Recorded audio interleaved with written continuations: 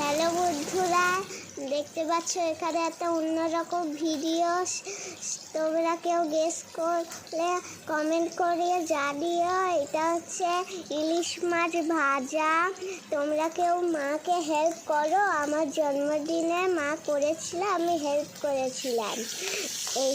এইটা হচ্ছে ইলিশ মাছ ভাজা।